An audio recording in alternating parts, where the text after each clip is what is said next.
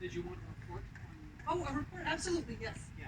So, thank you everybody for your fantastic contributions to having a discussion about these questions.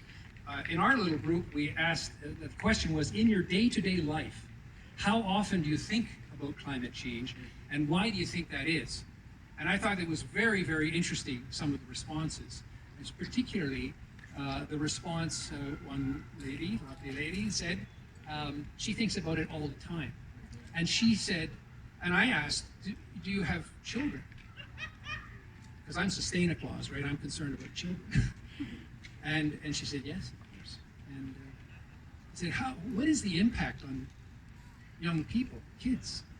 If you're thinking about climate change and these terrible disasters of heat domes and slides and houses being lost and so on, what are the children experiencing?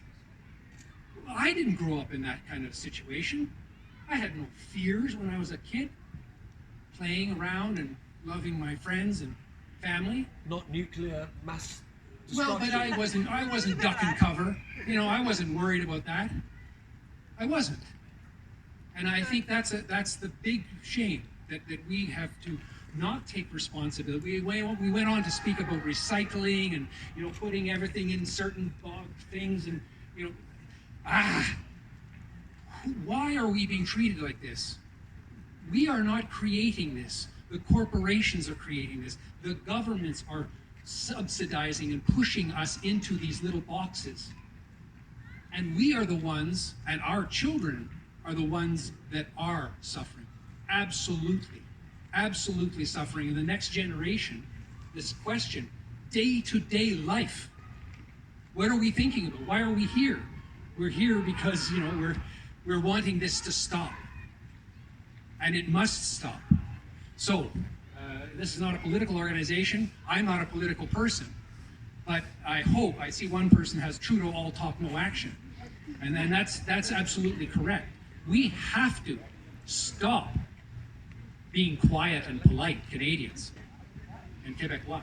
We have to stop being polite. We have to wake up. I think we've already woken up here. As the Sustainees, Roger the Reality Rooster, and LCP, the Low Carbon Panda, say, we have to wake up, stand up, which everyone here is doing, and we have to speak up. And we have to make those questions, have these conversations with your family, with your friends, with people you like, and people you don't like. Mostly people you don't like, because they don't share your worldview. And you have to understand they don't see it the way you see it. And hopefully, as unfortunately things get worse in terms of, you know, the climate and the economic situations and society, environment, economy. So, you know, societal, we have breakups in this United States down there. You know, all of that stuff, we can see it's at a very critical breaking point. So more important than conforming to mandates and allowing us to be forced into thinking small, thinking about our own neighborhoods, although that's important, you know, about our own recycling. We have to think big. We have to think very big. Think about the governance system. Think about how you're being controlled, and let's do whatever we can in our different groups and stop the climate change. Thank you. Thank you so much, Bill. Or, sorry, SustainaClaus. Right.